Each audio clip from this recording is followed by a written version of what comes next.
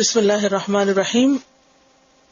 سيقول السفهاء من الناس ما ولاهم عن قبلتهم التي كانوا عليها قل لله المشرق والمغرب يهدي من يشاء الى صراط مستقيم. ان قریب کہیں گے بے وقوف لوگوں میں سے جو بے وقوف لوگ ہیں وہ ضرور کہیں گے کس چیز نے ان کو ان کے قبلے سے پھیر دیا، ہٹا دیا، وہ جس کی طرف یہ رخ کیا کرتے تھے، پہلے جس کی طرف یہ متوجہ ہوتے تھے. جواب میں آپ کہہ دیجئے کہ اللہ ہی کے لیے ہے مشرق اور مغرب، لہذا اعتراض کی کوئی ضرورت نہیں. یہدی من یشاء الی صراط مستقیم، وہ جس کو چاہتا ہے سیدھے رستے کی ہدایت دے دیتا ہے. نبی صلی اللہ علیہ وسلم جب تک مکہ میں تھے تو آپ بیت اللہ شریف کی طرف منہ کر کے عبادت کیا کرتے تھے، اور اس میں ہوتا یہ تھا کہ آپ حتیم کی جانب کھڑے ہوتے. حتیم معلوم ہے وہ جو سیمی سرکلز ہے نا، حتیم کی طرف سے جب آپ قبلے کی طرف رخ کرتے تو آپ کے سامنے خانہ کعبہ بھی ہوتا اور بیت المقدس بھی ہوتا، تو دونوں قبلے سامنے آ جاتے. جب آپ مدینہ تشریف لائے ہجرت کے بعد تو یہاں پر اہل کتاب پہلے سے موجود تھے اور وہ اپنی عبادت میں بیت المقدس کی طرف منہ کرتے تھے. اللہ سبحانہ وتعالی نے آپ کو بھی بیت المقدس کی طرف منہ کرنے کا حکم دیا، اور بیت المقدس اگر نقشے میں دیکھا جائے تو مدینہ سے جس جانب ہے کعبہ اس کے بالکل اپوزٹ سائڈ پہ. اب اگر آپ بیت المقدس کی طرف منہ کرتے تو پھر کعبہ کس طرف ہو جاتا؟ بیک پہ ہو جاتا. آپ صلی اللہ علیہ وسلم نے تقریباً 16 یا 17 مہینے، 1 سال 4 یا 5 مہینے بیت المقدس ہی کی طرف رخ کیے رکھا، اور یہ اللہ کا حکم تھا. یہ حکم کہاں ہے؟ قرآن مجید میں تو کہیں نہیں لکھا ہوا، لہذا یہ حکم نسخ کی ایک مثال بھی ہے.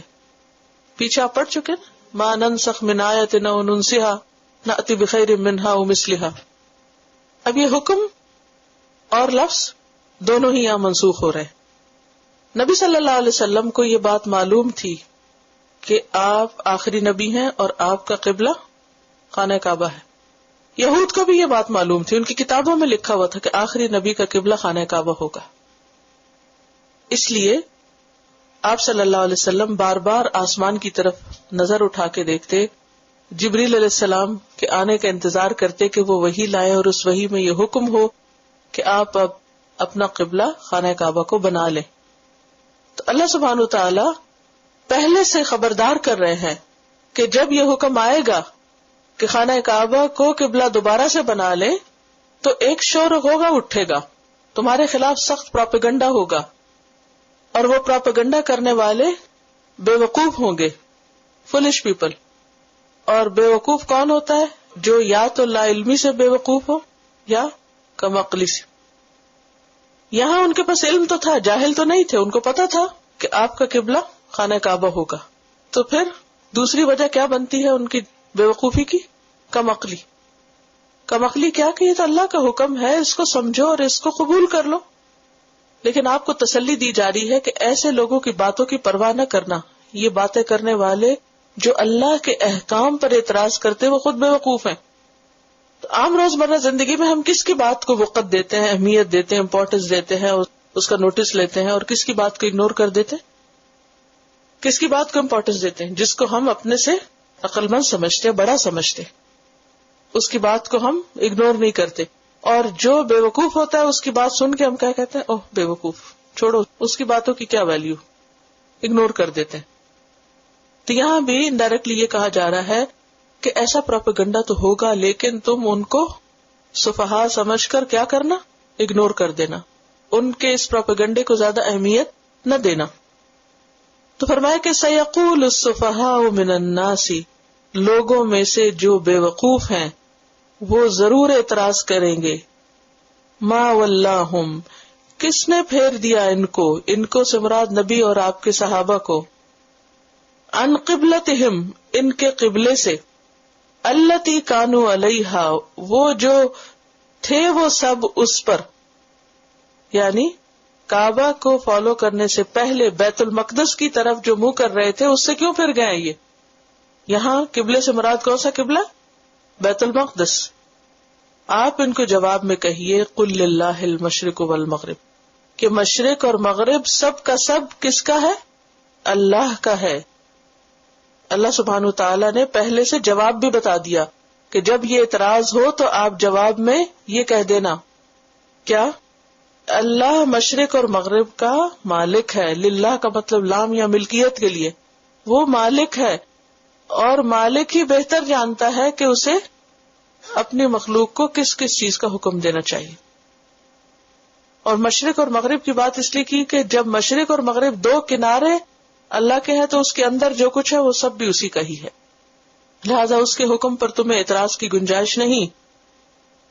یہدی من یشاء، وہ راہ دکھاتا ہے جس کو وہ چاہتا ہے، الی صراط مستقیم، صراط مستقیم کی طرف، یعنی دین اسلام کی طرف.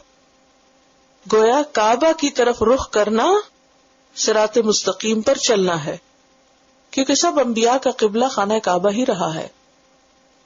ابن تیمیہ کہتے ہیں کہ یہود و نصارہ نے خود سے یہ تبدیلی کر لی تھی کہ خانہ کعبہ کو چھوڑ کر بیت المقدس کو اپنا قبلہ بنا لیا. تو اس آیت سے کچھ باتیں ہمیں پتہ چلتی ہیں. پہلی بات تو یہ کہ اللہ کو ماضی، حال، مستقبل ہر چیز کا پتہ ہے. اللہ کو پتا تھا کہ یہ ہونے والا ہے، جو ہی حکم آئے گا کہ قبلہ تبدیل ہو گیا تو لوگ ایک شور اٹھائیں گے. تو یہ اللہ کے علم کامل کی طرف اشارہ ہے. بندوں کو نہیں پتا ہوتا کہ کل ہمارے خلاف کیا طوفان اٹھے گا، کون ہمیں کیا کہے گا، اچھا کہے گا، برا کہے گا، لیکن اللہ کو پتا کہ کل کیا ہونے والا ہے. اور اس میں انسانوں اور اللہ میں فرق ہے. انسانوں کا علم محدود ہے، لمیٹڈ ہے، ناقص ہے، لیکن اللہ کا علم کامل ہے. دوسری بات یہ پتہ چلتی ہے کہ اللہ کے حکم پر، اللہ کے فیصلے پر جو اعتراض کرے وہ کون ہے؟ بے وقوف. پیچھے بھی جو حجتیں کرنے والے اور بحثیں کرنے والے، ان کی بات ہو رہی تھی نا کہ کل اتحاجوننا فی اللہ، تم اللہ کے بارے میں ہم سے جھگڑتے ہو، اللہ کے حکم پہ جھگڑتے ہو. تو اللہ کے حکم پہ جھگڑنا بے وقوفی ہے. پھر اس سے یہ بھی پتہ چلتا ہے کہ آپ صلی اللہ علیہ وسلم کو تسلی دی جا رہی ہے کہ وہ ان کی باتوں کی اہمیت نہ دے. اس میں ہمارے لیے بھی ایک سبق ہے. کیا؟ کہ جب ہم دین پر عمل کریں، اللہ کے کسی حکم پر عمل کریں، یا ہماری زندگی میں کوئی چینج آئے، ہمارا قبلہ تبدیل ہو جائے. بندوں کے بھی قبلے تبدیل ہوتے ہیں نا، ہمارے قبلے ذرا مختلف ہوتے ہیں. یہ کہ ہر شخص جیسے آگے بھی آئے گا کہ ہر ایک کا کوئی نہ کوئی سینٹر آف لائف ہوتا ہے. اب یہ خواتین کے لیے مثلاً ان کا شوہر، ان کے بچے، ان کا گھر، اور آج کے دور میں تو یہ مثال بھی کوئی بہت اچھی نہیں، کیونکہ بہت سی خواتین کو ان چیزوں سے کوئی دلچسپی نہیں رہی. ان کا centre of life they job اور ان کی کیریئر اور بہت سی چیزیں ہو سکتی. خیر، لیکن جب انسان کو دین کی سمجھ آتی ہے تو پھر کیا ہوتا ہے؟ سینٹر آف لائف تبدیل ہونے لگتا ہے.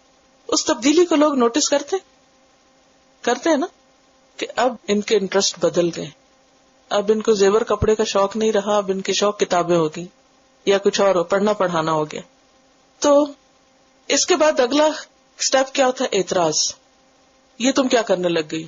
اور یہ تو انتہائی بے وقوفی کہ اپنا وقت اس میں لگانا شروع کر دی. اس وقت میں تم اتنا اور اتنا ارن کر سکتے، یہ اور یہ کر سکتے. تو یہ ہمارے لیے بھی اس میں ایک تسلی ہے کہ دین کے کسی حکم پر عمل کرنے میں یا زندگی میں کوئی چینج آنے میں یا کوئی حال حلیے میں ہی تبدیلی آنے لگے تو لوگ جب اعتراض کرنے لگے کہ ما ولاہم عن قبلتہم، کس نے پھیر دیا ان کو ان کے قبلے سے، سینٹر آف لائف سے، وہ ان کا نیوکلیس کیوں چینج ہو گیا. تو یہ تسلی ہے اس میں. ایسے اعتراض کرنے والوں کی باتوں کو کبھی اہمیت نہ دے، اس کو اگنور کر دیں، کیونکہ انہوں نے چکھی نہیں یہ چیز، ان کو کیا پتا.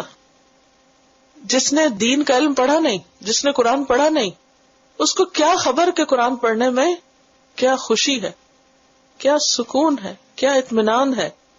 وہ تو باہر کھڑے ہو کے اعتراض کر رہے ہیں کہ تم یہ کیوں کر رہے ہو. تو اس لیے کیا ہے؟ قل للہ المشرق والمغرب. اب انہیں جواب دینا چاہیے تھا کہ ہاں وہ کیونکہ اللہ کا حکم ہے اور یہ ہے اور وہ اور اس کا یہ فائدہ اور اس کا یہ نقصان. نہیں، قل للہ المشرق والمغرب. ہم نے نوٹس کیا ہوگا کہ اللہ سبحانہ وتعالیٰ جھگڑوں کے جواب میں بحث کرنا نہیں سکھاتے. اچھا وہ کہے تو پھر تم یہ کہہ دینا، نہیں.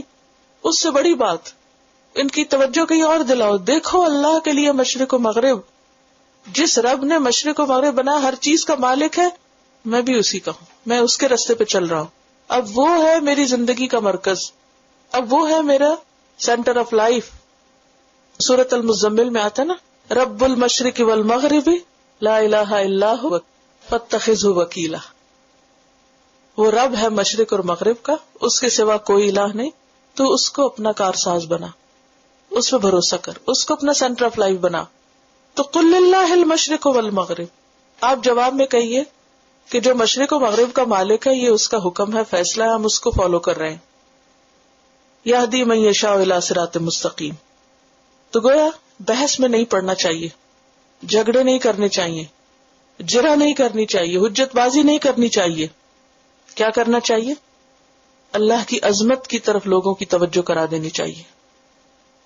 اور پھر یہ بھی کہ ہر جہت اس کی جہت، ہر ڈائریکشن اسی کی ہے، مشرق بھی اسی کا، مغرب بھی اسی کا ہے.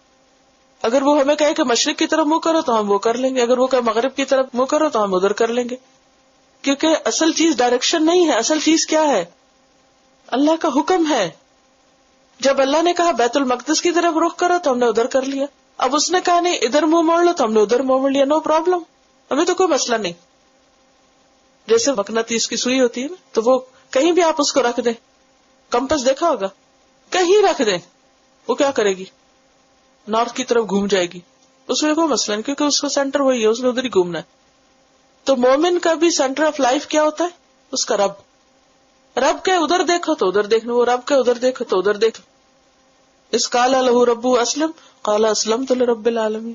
مسئلہ ہی کوئی نہیں، نو پرابلم. پرابلم کس کو ہوتا ہے؟ جس کی خواہشات اس کو روکتی ہیں کہ نہیں یہ نہیں، وہ ایسا نہیں، یہ کرو گے تو پھر یہ مشکل آئے گی، تو وہ پھر سوچوں میں پڑ جاتا ہے کروں یا نہ کروں. جس نے رب کو خوش کرنا ہے، جس کی زندگی کا ایک ہی مقصد ہے، اس کے لیے کوئی چیز مسئلہ نہیں ہوتی. تو بات یہ ہے کہ ہر سمت اسی کی سمت ہے، مشرق و مغرب اسی کا ہے، لہذا اس کے حکم کی پیروی اصل چیز ہے. اور پھر ہدایت اللہ کے ہاتھ میں، وہ جانتا ہے دلوں کے حال، وہ دیکھتا ہے کہ ہم کیا چاہتے ہیں. اور پھر جو چاہنے والے ہوتے ہیں اللہ ان کے لیے ہدایت کے رستے وہیں سے آسان کر دیتا ہے، ان کو سیدھے رستے پہ چلا دیتا ہے. تو اس میں ہمارے لیے بہت بڑا سبق ہے کہ زندگی میں ہمارے لیے جو اہم چیز ہے وہ کیا ہے؟ اللہ کی اطاعت. بندگی کا مطلب ہی یہی ہے کہ ہم اللہ کے بندے بن جائیں، جو وہ کہتا ہے بس وہ کر لیں. پھر فرمایا وَكَذَلِكَ جَعَلْنَاكُمْ أُمَّةً وَسَطًا، اور اسی طرح ہم نے بنایا تم کو امت وسط. کس طرح؟ جس طرح خانہ کعبہ کو تمہارے لیے قبلہ مقرر کیا، جو سینٹر آف دا ارتھ ہے نا.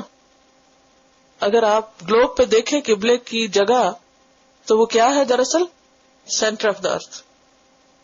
جس طرح ہم نے قبلے کو زمین کا مرکز بنایا، وسط میں رکھا، اسی طرح ہم نے تم کو کذالک، اسی طرح. کس طرح؟ جیسے قبلہ تمہارا وہ مقرر کیا، اسی طرح ہم نے تم کو بھی ایک درمیانی امت بنایا، سینٹر میں رکھا ہے. سینٹر کس چیز کا؟ یعنی ہم امت مسلمہ ویسے تو آخر میں ہے، لیکن ہم مڈل میں ہیں، سینٹر میں. کس طرح؟ نبی صلی اللہ علیہ وسلم پر پیغمبروں کی آمد کا سلسلہ ختم ہو گیا.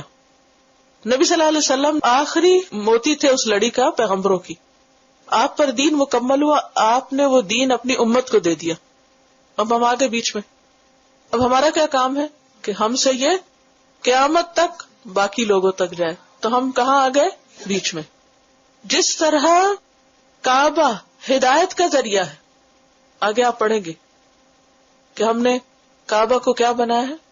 ہدایت کا ذریعہ. جس طرح کعبہ پورے گلوب کے لوگوں کے لیے ایک سینٹرل پلیس ہے، ہدایت کی جگہ ہے، اسی طرح امت مسلمہ بھی کیا ہے اور ان کی رسپانسبلٹی کیا ہے؟ لوگوں کی ہدایت کا ذریعہ. پیغمبر علیہ السلام سے آئی ہوئی تعلیم کو کیا کرنا ہے؟ اس کو آگے پہنچانا ہے. بیت المقدس یہود کا قبلہ تھا، اس سے بیت اللہ کی طرف موڑنا اور لوگوں کو تاکید کرنا کہ اب یہ تمہارا قبلہ ہے، یہ اصل میں ایک اعلان بھی تھا کہ اب امامت بنی اسرائیل سے لے کر کس کو دی جا رہی ہے؟ امت محمد صلی اللہ علیہ وسلم کو. وَكَذَلِكَ جَعَلْنَاهُ، لیکن آپ کو معلوم ہے کہ یہ اعزاز ملا تھا امتحان کے بعد. آدم علیہ السلام کا امتحان ہوا، بنی اسرائیل کا امتحان. آدم علیہ السلام کا کس سے ہوا؟ اس درخت سے. بنی اسرائیل کا گائے سے. ابراہیم علیہ السلام کا بکلمات سے. اور امت محمد صلی اللہ علیہ وسلم کا امتحان ہوا تھا قبلے کی تبدیلی سے. وَكَذَلِكَ جَعَلْنَاكُمْ أُمَّةً وَسَطًا لِتَكُونُوا شُهَدَاءَ عَلَى النَّاسِ، تاکہ تم لوگوں پر گواہ بن جاؤ، دنیا میں بھی اور آخرت میں بھی. دنیا میں کیا گواہی؟ حق کی گواہی. اور آخرت میں کس چیز کی گواہی؟ کہ باقی رسولوں نے بھی اپنی امتوں کو پیغام پہنچا دیا تھا. ایک حدیث میں آتا ہے قیامت کے دن حضرت نوح کو بلایا جائے گا. وہ کہیں گے لبیک و صادق. اللہ تعالیٰ ان سے پوچھیں گے کیا تم نے میرا پیغام پہنچا دیا؟ وہ کہیں گے جی ہاں. پھر ان کی امت سے پوچھا جائے گا کیا نوح علیہ السلام نے میرا پیغام پہنچایا؟ وہ کہیں گے ہمارے پاس تو کوئی ڈرانے والا نہیں آیا. جھوٹ بول دیں گے. تو اللہ تعالیٰ نوح علیہ السلام سے کہیں گے کیا تمہارا کوئی گواہ ہے؟ تو وہ کہیں گے کہ محمد صلی اللہ علیہ وسلم اور ان کی امت. پھر اس امت کے لوگ گواہی دیں گے کہ یقیناً نوح علیہ السلام نے پیغام پہنچایا تھا، اور پیغمبر اپنی امت پر گواہ بنیں گے. ہمیں کیسے پتا کہ وہ پیغام پہنچایا تھا؟ قرآن کے ذریعے. لِتَكُونُوا شُهَدَاءَ عَلَى النَّاسِ، تاکہ تم لوگوں کے خلاف قیامت کے دن گواہی دو. وَيَكُونَ الرَّسُولُ عَلَيْكُمْ شَهِيدًا، اور رسول تم پر گواہی دیں. کیسے؟ دنیا میں پیغام پہنچا کر. حق کا پیغام پہنچایا نا ہم کو، گواہی دی نا حق کی. حجۃ الوداع کے موقع پر آپ صلی اللہ علیہ وسلم نے سب کو مخاطب کر کے کہا تھا الا هل بلغت، لوگوں سنو کیا میں نے تم کو میسج پہنچا دیا؟ تو لوگوں نے کہا کہ ہاں آپ نے بلغت و ادیت الامانت، آپ نے پہنچا دیا، امانت کا حق ادا کر دیا. تو آپ نے 3 بار یہ بات دہرائی اور انگلی اٹھا کے کہا اللہم اشہد، اللہم اشہد، اے اللہ تو گواہ ہے میں نے ان کو پیغام پہنچا دیا ہے. سورۃ النساء میں بھی آتا ہے وجئنا بک علی ہؤلاء شہیدا. قیامت کے دن کیا ہوگا کہ نبی صلی اللہ علیہ وسلم اپنی امت کے یا تو حق میں گواہی دیں گے اور یا خلاف. کس کے حق میں گواہی دیں گے؟ جو آپ کے طریقے پہ چلا. اور کس کے خلاف گواہی دیں گے؟ جنہوں نے آپ کا طریقہ چھوڑ دیا. جیسے سورۃ بنی اسرائیل میں آتا وقال الرسول یا رب ان قوم اتخذوا هذا القرآن مہجورا، اور رسول کہیں گے کہ اے رب میری اس قوم نے قرآن کو چھوڑ دیا تھا. تو نبی صلی اللہ علیہ وسلم کچھ لوگوں کے حق میں شفاعت کریں گے اور گواہی بھی دیں گے کہ انہوں نے طریقہ درست اپنایا. بلکہ ایک اور روایت میں آتا ہے کہ آپ پر امت کے اعمال پیش کیے جاتے. تو قیامت کے دن بھی آپ دیکھ رہے ہوں گے کس کے ہاتھ میں کیا، کون کیا لے کر آیا. تو مجرم اپنے چہروں سے پہچان لیے جائیں گے. تو کچھ لوگوں کے حق میں وہ گواہی دیں گے ان کے اعمال کی وجہ سے، اور کچھ لوگوں کے خلاف گواہی دیں گے کہ انہوں نے امت ہونے کا حق ادا نہیں کیا. وَيَكُونَ الرَّسُولُ عَلَيْكُمْ شَهِيدًا وَمَا جَعَلْنَا الْقِبْلَةَ الَّتِي، اور نہیں بنایا ہم نے قبلے کو، الَّتِي كُنْتَ عَلَيْهَا، وہ جس پر تم پہلے تھے. یعنی بیت المقدس کو ہم نے کیوں قبلہ قرار دے دیا مدینہ آنے پہ؟ إِلَّا لِنَعْلَمَ، مگر اس لیے کہ ہم جان لیں، مَن يَتَّبِعِ الرَّسُولَ، رسول کی پیروی کون کرتا ہے، ممن ينقلب على عقبیہ، اس سے جو اپنی دونوں ایڑیوں پہ پھر جاتا ہے. یعنی یہ تمہارے امتحان کے لیے تھا. ابھی میں نے بات کی نا کہ ہر ایک کا ٹیسٹ ہوتا ہے. یہ دنیا ہے امتحان کی جگہ، انڈیویجلی بھی ہوتا ہے اور ایز اے گروپ بھی ہوتا ہے. ٹیسٹ سے گزارے بغیر، امتحان کے بغیر کوئی اگلے درجے پہ نہیں جا سکتا. تو امت مسلمہ کا ٹیسٹ کیا تھا؟ مدینہ آنے پہ کہا گیا بیت المقدس کی طرف رخ کرو. اب یہ بھی ایک دھچکا تھا کہ اچھا اب تک تو ہم کعبہ کی طرف کر رہے تھے، اب ہم سے مکہ بھی چھٹا، کعبہ بھی چھوٹ گیا. دیکھیں نا، مسلمانوں کے لیے مدینہ آنا، مکہ چھوڑ کے ایک شوق تھا، اور اب مدینہ آ کے کہا جا رہا ہے کہ وہ قبلہ بھی چھوڑ دو. یہ کوئی آسان نہیں تھا. اب کیا ہوا، 16-17 مہینے اس کی طرف منہ کر کے بیت المقدس کی طرف نماز پڑھتے رہے. اب دوبارہ حکم آ گیا اب اس کو بھی چھوڑ دو، دوبارہ خانہ کعبہ کی طرف منہ کر لو. یہ ایک بہت بڑا ٹیسٹ تھا، کیونکہ اللہ سبحانہ تعالیٰ فرماتے ہیں وَإِن كَانَتْ لَكَبِيرَةً، اور یہ بہت بھاری گراں چیز تھی، بہت مشکل تھا اس حکم کو ماننا.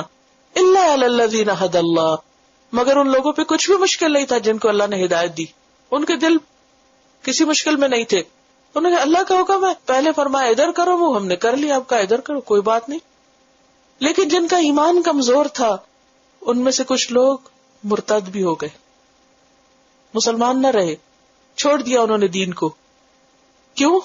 اس پروپیگنڈے کی وجہ سے کہ یہ تمہارا نبی کیسا نبی ہے، کبھی کہتا ہے ادھر منہ کرو، کبھی کہتا ہے ادھر کرو، اس کو تو خود ہی نہیں پتا کیا کرنا اور کیا نہیں کرنا. تو اس سے یہ بھی پتا چلتا ہے کہ جو نیگیٹو پروپیگنڈا ہوتا ہے وہ لوگوں کے ذہن خراب کرتا ہے، اور بعض اوقات اس کی وجہ سے ایمان جانے کا بھی اندیشہ ہوتا ہے. اب دیکھیں کتنے ہی بچے ایسے ہیں کہ جنہوں نے یہاں پرورش پائی، پیچھے سے ٹھیک ٹھاک آئے، اور یہاں کے منفی پروپیگنڈے سے کیا بن گئے، دماغ پھر گیا. تو بہت سے لوگ ہجرت کر کے مدینہ آئے، کس کے لیے؟ اسلام کی خاطر، اور یہاں آ کے ایک ٹیسٹ پڑا پھر گئے. اسی لیے ہمیں دعا سکھائے گی نا، یا مقلب القلوب ثبت قلبی علی دینک، اے دلوں کو پھیرنے والے ہمارے دل کو اپنے دین پہ جما کے رکھ، ہمارے دل نہ پھرے. کیونکہ ہم مرتے دم تک کیا ہے، ٹیسٹ میں ہے. کبھی کوئی مشکل آ جاتی، کبھی کوئی حکم آ جاتا، کبھی کچھ بھی. تو جب انسان کہیں بھی بگڑے تو گیا. تو ہمیشہ ڈرتے رہنا چاہیے، کبھی کسی عمل پہ فخر نہیں ہونا چاہیے. بہرحال یہاں اللہ سبحانہ و تعالیٰ فرماتے کہ اصل میں قبلہ تو وہی تھا، خانہ کعبہ ہی تھا، لیکن ہم نے بیت المقدس کی طرف کچھ مہینے اس لیے موڑ دیا تاکہ جب دوبارہ واپس آنے کو کہے تو پتہ چل جائے کہ کون رسول کی بات مانتا ہے اور کون نہیں مانتا. کھوٹا کھرا الگ ہو جائے گا. اور اللہ سبحانہ و تعالیٰ نے نبی صلی اللہ علیہ وسلم کے صحابہ کو ایک دفعہ نہیں کئی دفعہ آزمایا تھا. مثلا جنگ احد میں وہاں بھی آزمائش ہوئی تھی، اور بھی کئی موقعوں پر ہوئی تھی. تو جو شخص دین کے راستے پہ چلتا ہے وہ آزمایا جاتا ہے، ٹیسٹ آتے ہیں زندگی میں. تو ہمیشہ دعا کرتے رہنا چاہیے کہ یا اللہ تو ہمیں دین پہ جمائے رکھ.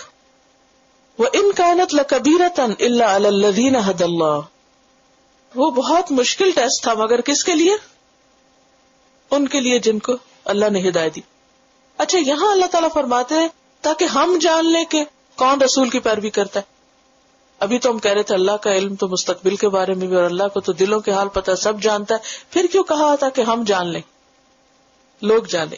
علم کی دو قسمیں ہوتی ہیں، ایک علم ظہور ہوتا ہے اور ایک علم مخفی ہوتا ہے. اللہ کو تو علم غیب ہے، اس کو تو پتہ ہے، لیکن اللہ اس غیب کی چیز کو ظاہر کرنا چاہتا تھا.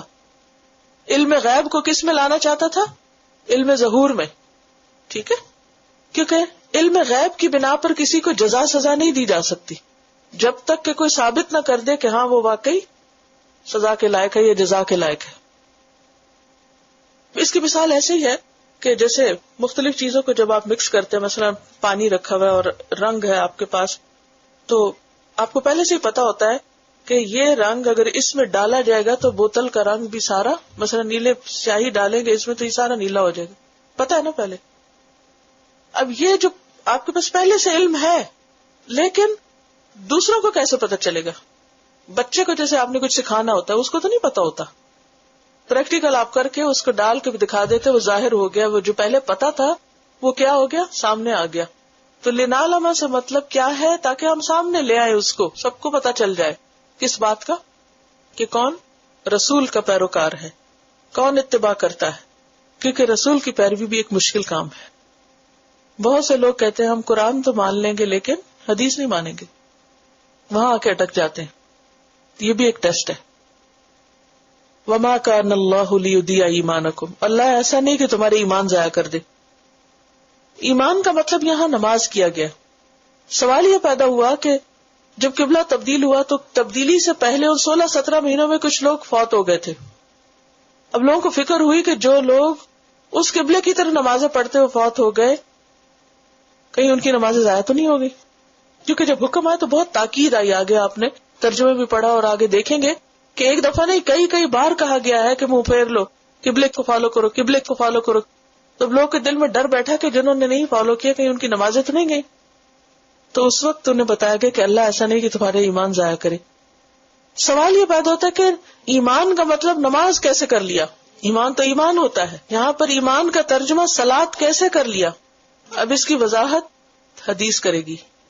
ایک حدیث میں آتا ہے کہ ایمان کی 70 سے زائد شاخیں. ٹھیک ہے، الایمان بدع و70 شعبہ فافضلها قول لا الہ الا اللہ. ایمان کی 70 سے اوپر شاخیں ہیں سب سے افضل قسم کیا ہے؟ لا الہ الا اللہ. وَأَدْنَاهَا، اور اس کا نچلا درجہ، ادنا درجہ، اماطۃ الاذى عن الطریق، راستے سے تکلیف دہ چیز ہٹانا، یہ بھی ایمان ہے. پھر فرمایا وَالْحَيَاءُ شُعْبَةٌ مِّنَ الْإِيمَانِ، حیا بھی ایمان کا حصہ ہے. ٹھیک ہے، تو نماز بھی کیا ہے؟ ایمان کا حصہ ہے. گویا دوسرے لفظوں میں ایمان ہے. اور ہم نے ایمان کی ڈیفینیشن میں کیا پڑھا تھا کہ وہ کیا ہے؟ ما وقر فی القلب، جو دل میں اتر جائے، وہ صدقہ العمل، اور عمل اس کی تصدیق کرے. ایمان صرف کسی کنسپچل چیز کا نام نہیں. ایمان دل میں بھی ہوتا ہے، زبان سے بھی بولا جاتا ہے، ڈکلیئر بھی کیا جاتا ہے، اور عمل سے بھی کر کے دکھایا جاتا ہے. تو اس لیے سوال کے مطابق یہاں پر جو جواب دیا گیا وہ صلاۃ کی بجائے ایمان دیا گیا، تاکہ لوگوں کو نماز کی اہمیت پتہ چلے. جو شخص نماز ہی نہیں پڑھتا اس کا کوئی ایمان ہی نہیں. نماز کفر اور اسلام میں کیا کرتی ہے؟ فرق کرتی ہے. نماز کیا ہے؟ ایمان کا حصہ ہے. اور جو اپنی نماز ضائع کر دیتا ہے وہ دراصل اپنے ایمان کو ضائع کر دیتا ہے. قیامت کے دن سب سے پہلا حساب نماز کے بارے میں ہوگا. ان اللہ بالناس لرؤوف الرحیم، بے شک اللہ لوگوں پر البتہ شفقت کرنے والا، مہربان ہے. یعنی وہ لوگوں کو نقصان نہیں دیتا. اس نے یہ احکامات اس لیے نہیں دیے کہ لوگوں کی نمازیں ضائع ہو جائیں. وہ اس لیے دے رہا ہے تاکہ قیامت تک لوگوں کو ایک مرکز مل جائے، عبادت کے لیے ایک ڈائریکشن مل جائے، اور ان کے اندر ایک یونٹی پیدا ہو. تو قبلے کا حکم اپنے اندر کئی مصلحتیں رکھتا ہے. اور سب سے بڑی مصلحت کیا تھی کہ رسول کی پیروی کون کرتا ہے؟ اس سے جو اپنی دو ایڑیوں پہ پھر جاتا ہے، یعنی جو بیکورڈ ہو جاتا ہے. دو ایڑیوں پہ پھرنا کیا ہے؟ بیکورڈ ہونا. آج کے دور میں لوگوں کا خیال کیا ہے کہ سنت پر عمل کرنا کیا ہے؟ بیکورڈ ہونا ہے نا. جو سنتوں پہ عمل کرتے ہیں ان کو لوگ کیا کہتے ہیں، کیا سمجھتے ہیں؟ بیکورڈ لوگ ہیں. اور یہاں کیا کہا جا رہا ہے؟ رسول کی پیروی چھوڑنا کیا ہے؟ بیکورڈنس. تو کس کی بات زیادہ سچی؟ اللہ کی بات زیادہ سچی ہے. ممن ينقلب على عقبيه. تو بات یہ ہے کہ قبلے کا مقرر کرنا دراصل امت کے مرکز کو مقرر کرنا تھا، اور اس کے ساتھ ہی امت کے امامت کے رول کو واضح کیا گیا کہ امتاً وسطاً اب کیا ہے؟ لوگوں کی ہدایت کا ذریعہ ہے. تو ہم سب کو بھی اپنے رول کو پہچاننا ہے اور اللہ کے دوسرے بندوں تک اسلام کا پیغام پہنچانا ہے. اور وہ پیغام اسی صورت میں پہنچے گا جب ہم خود اس پر عمل کریں گے، اس کو ویلیو کریں گے، اس پر ہمیں کانفیڈنس ہوگا. اور نماز کے وقت میں کہیں پر بھی ہوں اپنے ایمان کی حفاظت کریں گے، نماز ادا کریں گے. قبلہ کی تبدیلی کا حکم کیوں دیا گیا تھا؟ قبلے کی تبدیلی کیوں کی گئی؟ امامت کی تبدیلی کے لیے، اور کوئی اور وجہ؟ الا لنعلم من يتبع الرسول ممن ينقلب على عقبيه، تاکہ ہم جان لیں کہ رسول کی پیروی کون کرتا ہے اس سے جو اپنی دونوں ایڑیوں پہ پھر جاتا ہے. تو یہ دراصل ایک طرح کا امتحان تھا، آزمائش تھی. اس بات کی آزمائش کہ ہر حال میں بات کون مانتا ہے، کیونکہ ہم بعض اوقات اللہ کی بات مان لیتے ہیں جب وہ ہمارے موافق ہوتی ہے، ہمارے لیے آسان ہوتی ہے، لیکن جب وہ مشکل ہوتی ہے، ہماری عقل میں نہیں آتی، یا ہمارے دل کو نہیں لگتی، یا ہماری خواہشات کے خلاف ہوتی ہے، تو پھر ہمارا رویہ کیا ہوتا ہے؟ ہم اس کو نہیں مانتے. تو دونوں وجوہات ہیں کہ امامت کی تبدیلی بھی تھی اور اس کے ساتھ ساتھ آزمائش بھی تھی. وما كان الله ليضيع ایمانکم، اللہ ایسا نہیں کہ تمہارے ایمان ضائع کر دے. یہاں ایمان سے کیا مراد ہے؟ نماز. نماز کو ایمان کیوں کہا گیا ہے؟ ایمان صرف دل کے ماننے اور زبان کے اقرار کا نام نہیں، بلکہ ایمان عمل کا نام بھی ہے. اور عمل میں سب سے بڑا عمل، سب سے اللہ کو محبوب عمل نماز ہے. تو اس لیے نماز بھی ایمان ہی کا حصہ ہے، اور یہاں پر اس کو ایمان کہا گیا اس کی اہمیت کے پیش نظر. اور ویسے بھی ایک حدیث سے پتہ چلتا ہے کہ ایمان کی 70 سے کچھ اوپر شاخیں، جن میں سب سے افضل لا الہ الا اللہ ہے، اور ادنا اس کا حصہ کیا ہے؟ رستے سے تکلیف دہ چیز کا ہٹانا. اور نماز بھی ایمان کا حصہ ہے. جس کی نماز نہیں اس کا ایمان بھی نہیں. نماز ایمان اور کفر کے درمیان فرق کرنے والی چیز ہے، تو اس لیے یہاں پر نماز کو ایمان کہا گیا. آیت نمبر 144 سے قد نرى تقلب وجهك في السماء، تحقیق ہم دیکھ رہے ہیں آپ کے چہرے کا بار بار آسمان کی طرف پلٹنا. نبی صلی اللہ علیہ وسلم کو یہ بات معلوم تھی کہ انہیں بالآخر خانہ کعبہ ہی کی طرف رخ کرنا ہے، کیونکہ وہ تمام انبیاء کا قبلہ رہا تھا. تو جب مدینہ آ کر آپ کو اور آپ کے ساتھیوں کو بیت المقدس کی طرف منہ کرنے کا حکم دیا گیا تو اللہ کے حکم کی پیروی میں اس حکم پر عمل شروع کر دیا گیا. لیکن آپ کے دل میں ہمیشہ یہ خواہش رہی کہ اصل قبلے کی طرف، اور جو تمام انبیاء کا قبلہ رہا ہے، اس کی طرف آپ کا رخ پھیر دیا جائے. آپ اس بات کا انتظار کیا کرتے تھے. کس بات کا انتظار؟ کہ اللہ کی طرف سے حکم آ جائے، اور اس حکم کے انتظار میں آسمان کی طرف دیکھتے. آسمان کی طرف کیوں دیکھتے؟ کیونکہ جبریل علیہ السلام آسمان ہی کی طرف سے وحی لے کر آیا کرتے تھے. تو یہاں آسمان کی طرف دیکھنے سے مراد جبریل کی آمد کا انتظار، وحی کا انتظار تھا، کیونکہ آپ اللہ کے حکم کے پابند تھے، اپنی مرضی سے تبدیلی نہیں کر سکتے تھے. اگرچہ آپ کو معلوم تھا کہ ایک روز تبدیلی ہوگی، لیکن آپ نے خود سے فیصلہ نہیں کر لیا. یہاں یہ بات بھی معلوم ہوتی ہے کہ آسمان کی طرف دیکھنا منع نہیں ہے. غور و فکر کے لیے دیکھنا ہو، یا دعا کی قبولیت کے انتظار میں دیکھنا ہو، یا اللہ سے محبت کے ایک اظہار کے طور پر اوپر کو دیکھنا ہو، کیونکہ ہم سب یہ جانتے ہیں کہ جب ہمیں اللہ سبحانہ و تعالی کا تصور آتا ہے تو فوراً بلندی کی طرف یا اوپر کی طرف یا آسمان کی طرف دھیان جاتا ہے. لیکن نماز کے اندر آسمان کی طرف نہیں دیکھنا چاہیے، بے ادبی ہے. نماز میں کہاں دیکھنا چاہیے؟ سجدے کی جگہ پر. نگاہیں جھکی بھی ہونی چاہیے، ادب کے ساتھ کھڑا ہونا چاہیے، یا زیادہ سے زیادہ امام کی طرف دیکھا جا سکتا ہے، یعنی سامنے. اس سے آگے اوپر یا دائیں یا بائیں دیکھنے کی اجازت نہیں. نماز میں کچھ پڑھنا بھی نہیں چاہیے کہ آپ کو جائے نماز کے اندر کچھ لکھا ہوا نظر آ گیا تو آپ اس کو پڑھنے لگیں، یا پھر سامنے وال پہ کچھ نظر آ رہا ہے تو اسے پڑھنا شروع کر دیں، یا پھر جائے نماز پہ کوئی نقش و نگار بنے ہوئے تو ان کے اوپر غور و فکر شروع کر دیں. اس لیے پریفریبل کیا ہے کہ جائے نماز جو ہے وہ سادہ ہو. ایک مرتبہ آپ صلی اللہ علیہ وسلم کے سامنے ایک پردہ لٹکا دیا گیا، آپ نماز ادا کرنے لگے تو آپ کا دھیان اس میں چلا گیا، تو آپ نے نماز کے بعد اس کو اتروا دیا کہ اس نے مجھے مشغول کر لیا تھا.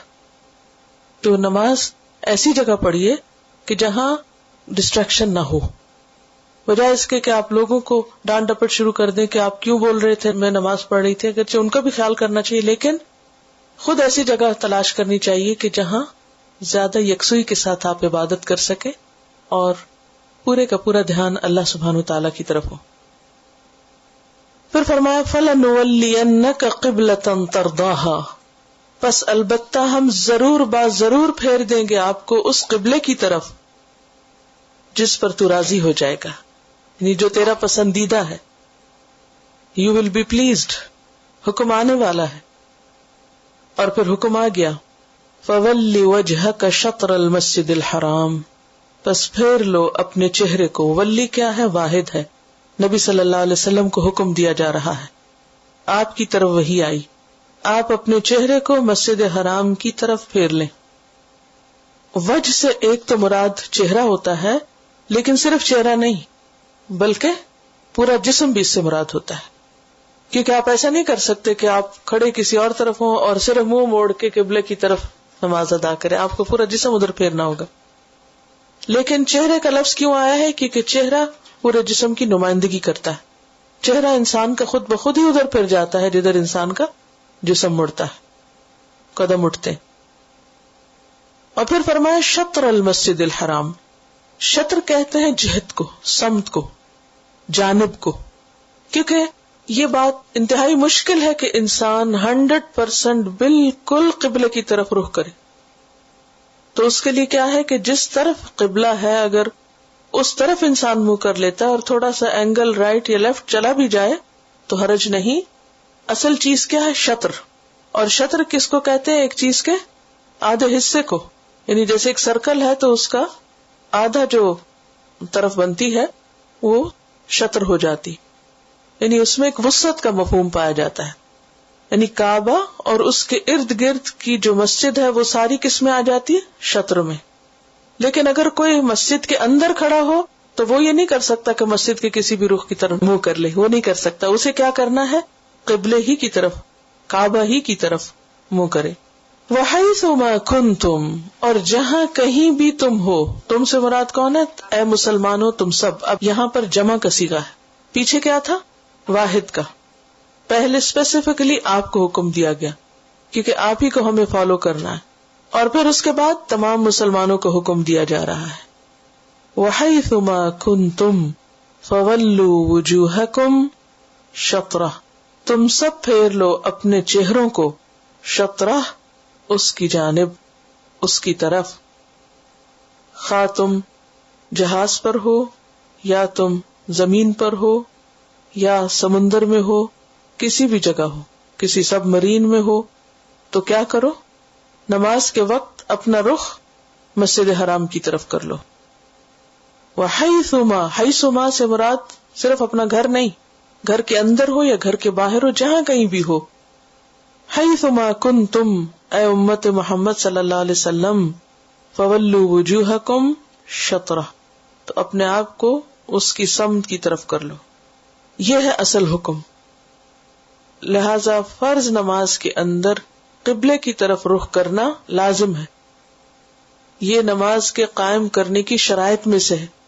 اگر اس طرف رخ نہ کیا جائے تو نماز ادا نہیں ہوتی، الا یہ کہ انسان کسی ایسی جگہ پر ہو کہ اسے قبلے کا رخ معلوم نہ ہو اور کوئی ذریعہ اور طریقہ نہ ہو کہ وہ اس کو معلوم کر سکے.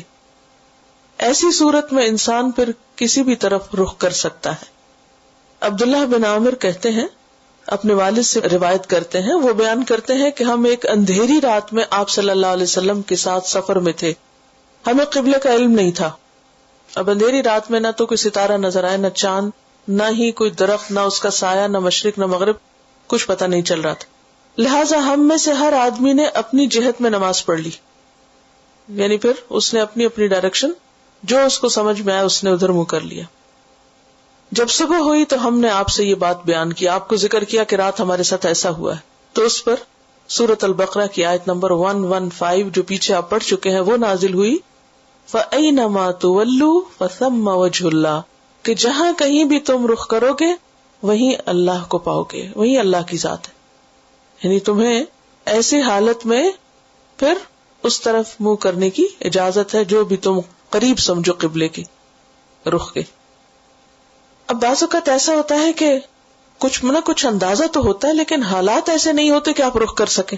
مثلاً یہاں سے اگر آپ مشرق کی طرف سفر کر رہے ہیں، سعودی عرب وغیرہ پاکستان کی طرف جا رہے ہیں، تو جہاز کا رخ جب اس طرف کو ہے تو آپ کیا کر سکتے ہیں؟ بیٹھے ہوئے ادھر ہی منہ کر کے نماز پڑھ سکتے ہیں. لیکن جب آپ واپس آ رہے ہوتے تو آپ ٹوٹلی اپوزٹ ڈائریکشن کو فیس کر رہے ہوتے ہیں. تو ایسی صورت میں اب آپ جہاز میں کوئی ایسی جگہ نہیں پاتے کہ جہاں آپ کھڑے ہو کر قبلے کو فالو کر کے نماز پڑھیں، تو اس صورت میں پھر یہ آیت اپلائی ہوگی، فَأَيْنَمَا تُوَلُّوا فَثَمَّ وَجْهُ اللَّهِ، کہ جب اضطراری کیفیت ہو اور آپ کے پاس کوئی چوائس نہ ہو.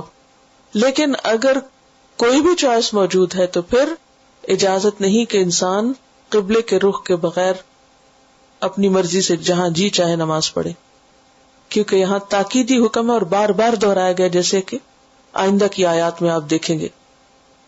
ہاں، نفل نماز کے لیے اتنی پابندی نہیں. نبی صلی اللہ علیہ وسلم کا طریقہ کیا تھا کہ آپ سفر میں سواری پر نفل نماز جدھر بھی سواری کا رخ ہوتا ادھر ہی منہ کر کے پڑھ لیا کرتے تھے.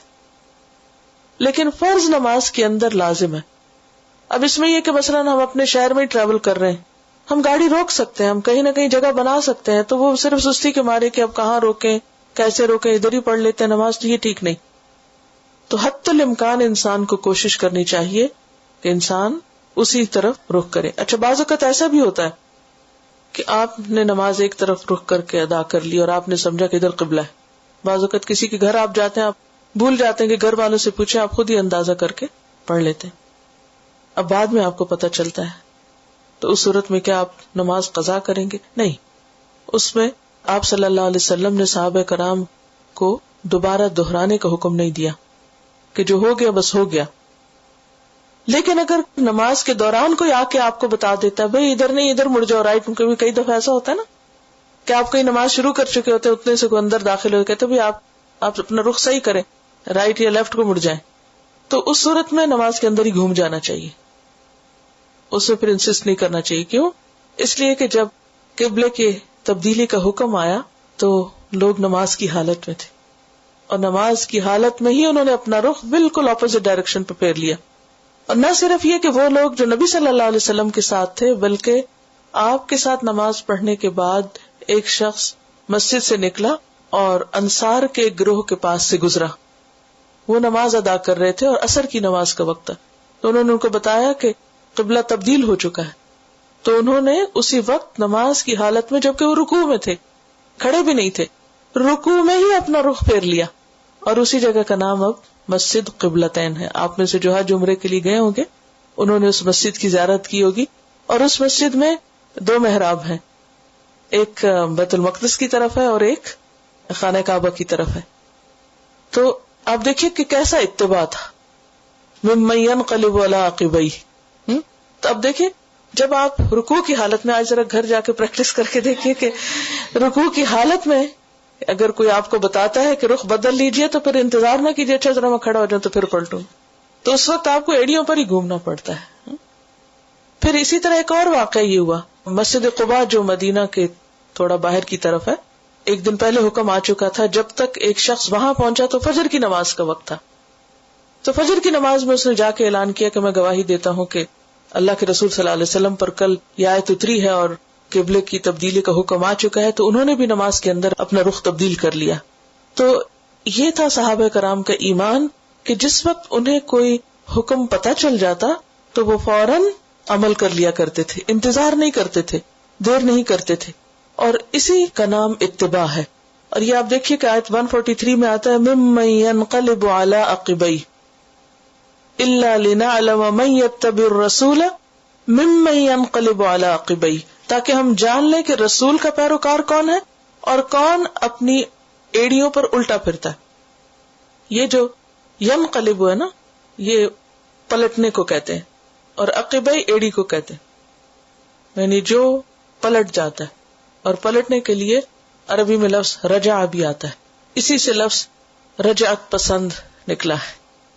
رجعت پسند کس کو کہتے ہیں؟ بیکورڈ کس کو کہتے ہیں؟ فلاں شخص بیکورڈ ہے. آج کے دور میں بیکورڈ کس کو کہتے ہیں؟ جو دین پر عمل کرے. حالانکہ یہاں پر بیکورڈ کس کو کہا گیا ہے؟ جو رسول کا اتباع نہ کرے. رسول کا اتباع کرنے والا ایک طرف ہے اور دوسری طرف وہ ہے جو پیچھے مڑ گیا، اس نے نہیں اتباع کیا، فالو نہیں کیا. کیونکہ اتباع کا مطلب ہوتا ہے کسی کے فٹ سٹیپس پر چلنا.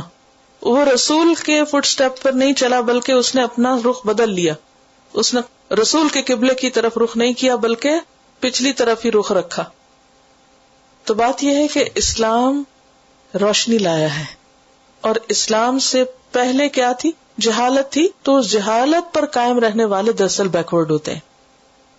دین پر عمل کرنے والے بیکورڈ نہیں ہوتے، کیونکہ ان کا رخ قبلے کی طرف ہوتا ہے، اپنے رب کی طرف ہوتا ہے.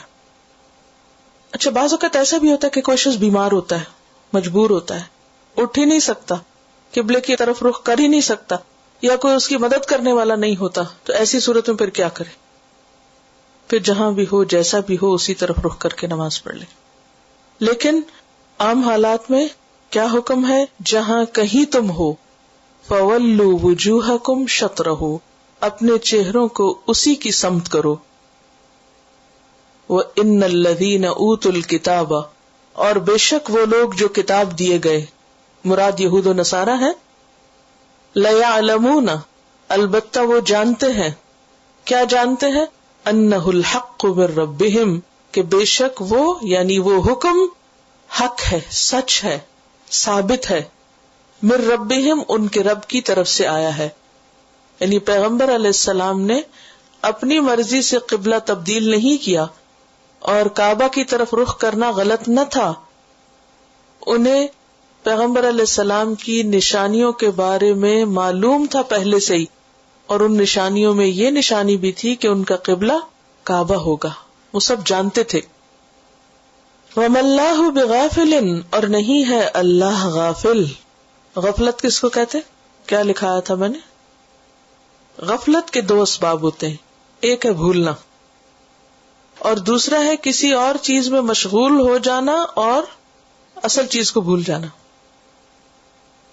تو اللہ غافل نہیں، یعنی نہ تو وہ بھولتا ہے اور نہ ہی وہ کسی ایسی چیز میں مشغول ہے کہ وہ بھول جائے کہ تم کیا کر رہے ہو.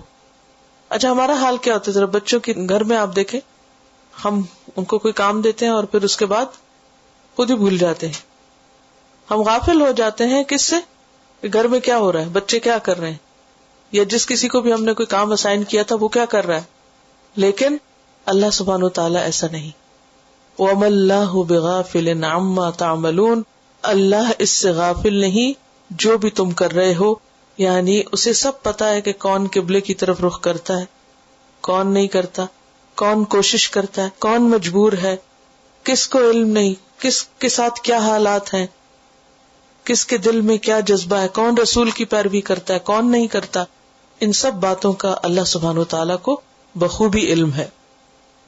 وَلَئِن اور البتہ اگر اتیتا تم لاؤ الذین ان لوگوں کے پاس اوتوا الکتاب جو کتاب دیے گئے، یعنی یہود و نصارہ کے پاس لاؤ، بکل آیت ہر نشانی، ہر دلیل، ما تبعوا قبلتک وہ نہیں پیروی کریں گے تمہارے قبلے کی.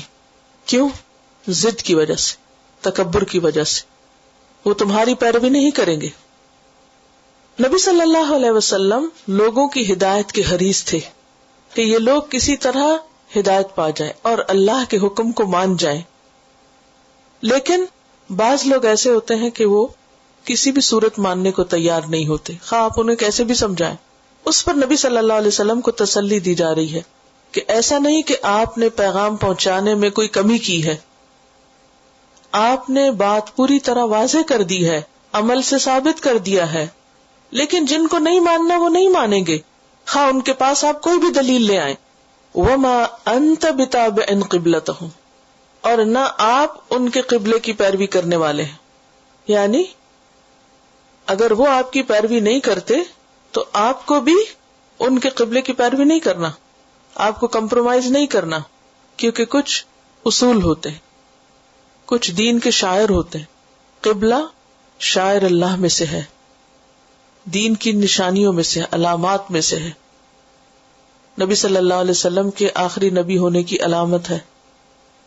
تو ایسی صورت میں آپ یہ نہیں کر سکتے کہ اچھا چلو وہ نہیں مانتے تو ہم ہی مان جائیں. نہیں، ایسا نہیں ہوگا. وما انت بتابع قبلتہم کسی پریشر میں اور دباؤ میں آ کر آپ کو ان کے قبلے کی پیروی نہیں کرنا. وما بعضهم بتابع قبلۃ بعض اور ان میں سے بعض کے قبلے کی پیروی کرنے والا نہیں. وہ آپس میں بھی ایک دوسرے کے قبلے کی پیروی نہیں کرتے. یعنی یہود و نصارہ باہم بھی ایک دوسرے کو فالو نہیں کرتے. یہود کا قبلہ کس طرف تھا؟ صخرہ کی طرف تھا.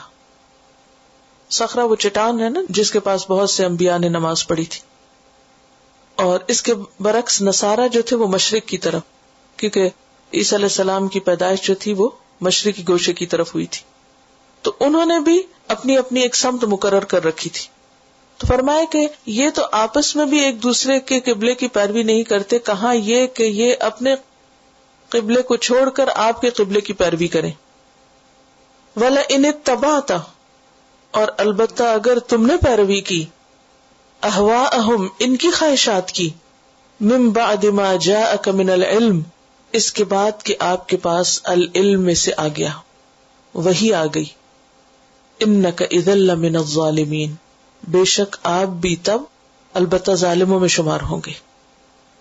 اس کا یہ مطلب نہیں کہ نبی صلی اللہ علیہ وسلم ان کی پیروی کرنے والے تھے، اس کا مطلب یہ ہے کہ اس بات کی اہمیت کو سمجھا جائے اور آپ کے بعد آپ کی امت بھی اس بات کو سمجھے کہ دین پر کمپرومائز نہیں کرنا۔ کچھ چیزیں ایسی ہیں کہ جن میں امت مسلمہ کی شناخت ہے، پہچان ہے، ان چیزوں کو چھوڑا نہیں جا سکتا۔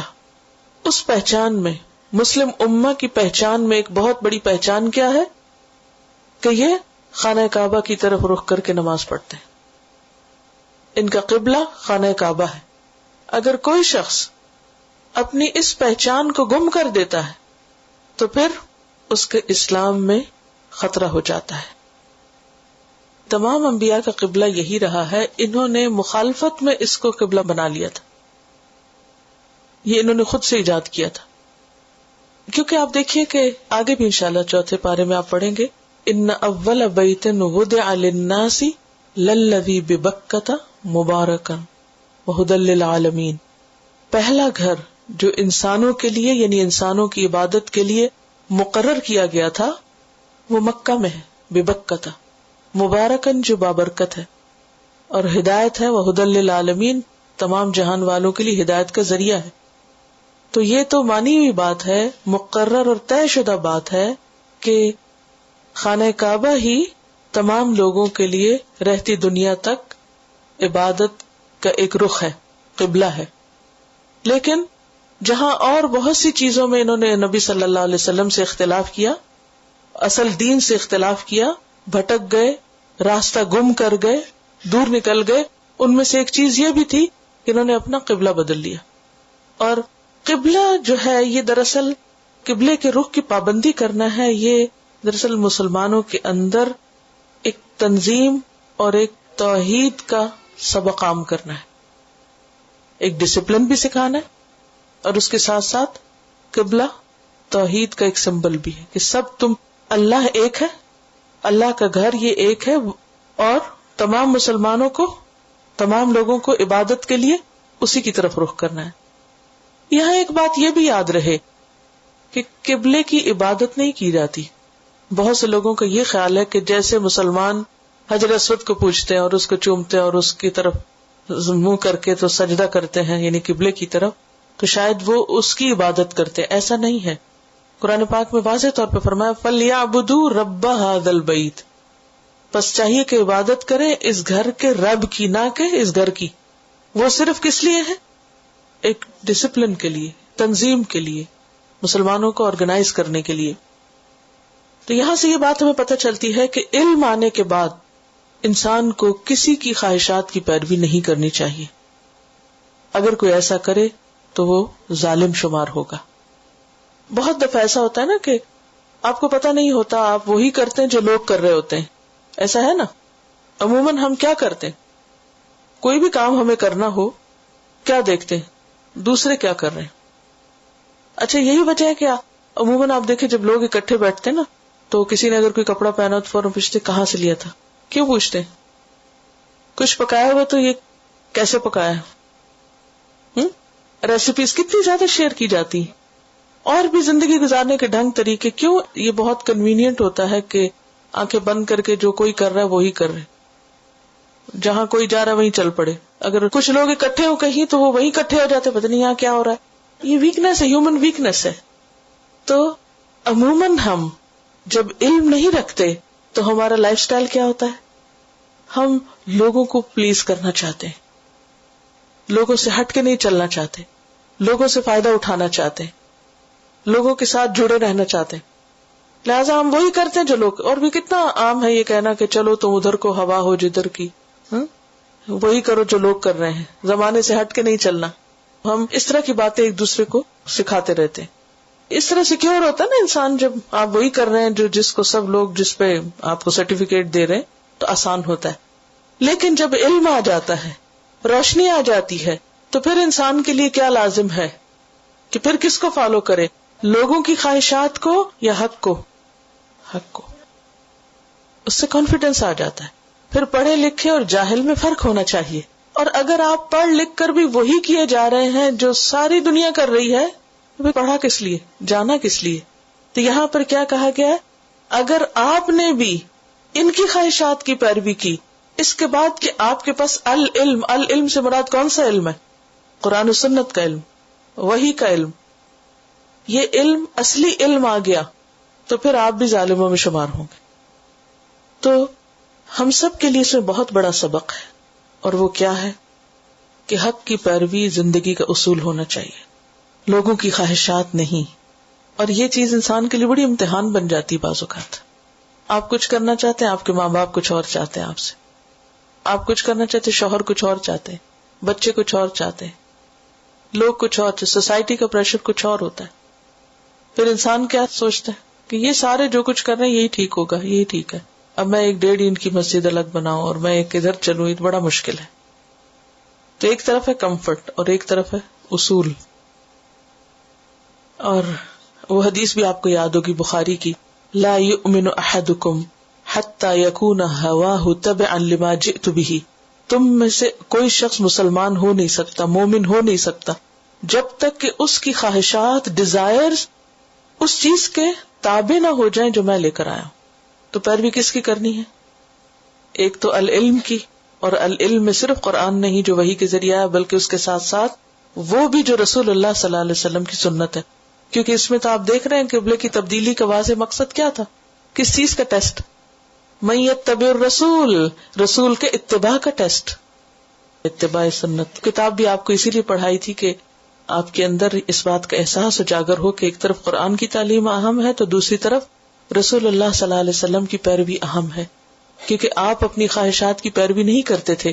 وما ينطق عن الهوى ان هو الا وحی یوحى, آپ اپنی خواہش نفس سے باتیں نہیں کرتے تھے, آپ وہی بتاتے تھے جو وحی کے ذریعے آتا, اور آپ اسی کی پیروی کرتے جو العلم میں سے ہوتا. لہذا ہمارے لیے کیا لازم ہے کہ ہم زمانے کی نہیں رسول کی پیروی کریں صلی اللہ علیہ وسلم.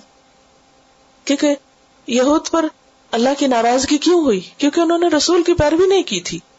الذین آتیناہم الکتاب, وہ لوگ کہ جن کو ہم نے کتاب دے رکھی, یہاں مراد کتاب سے تورات ہے. یعرفونہ, وہ اس کو پہچانتے ہیں, کس کو؟ محمد صلی اللہ علیہ وسلم کو. دے نو ہم, اور معرفت کیسا علم ہوتا ہے؟ کسی چیز کو اس کے آثار, علامات اور حالات سے پہچاننا, عرفان اسی سے. یعرفونہ, وہ پوری نشانیاں دیکھ رہے ہیں آپ میں, سارے حالات دیکھ رہے ہیں, اور یہ جو تبدیلیاں آ رہی ان کو بھی دیکھ رہے ہیں. تو جنہیں ہم نے کتاب دی ہے اس کتاب سے پڑھ کر یہ پہچان چکے ہیں کہ یہ وہی نبی ہے, اور اس طرح پہچانتے ہیں کما یعرفون ابناءہم, جیسے کوئی اپنے بیٹوں کو پہچانتا ہے.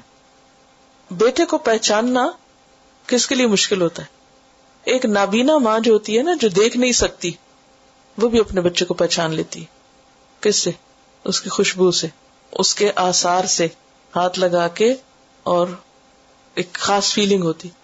یعنی یہی معرفت ہوتی ہے کہ کسی چیز کی ایسی گہری سمجھ اور پہچان کے جس میں انسان دھوکہ نہ کھائے.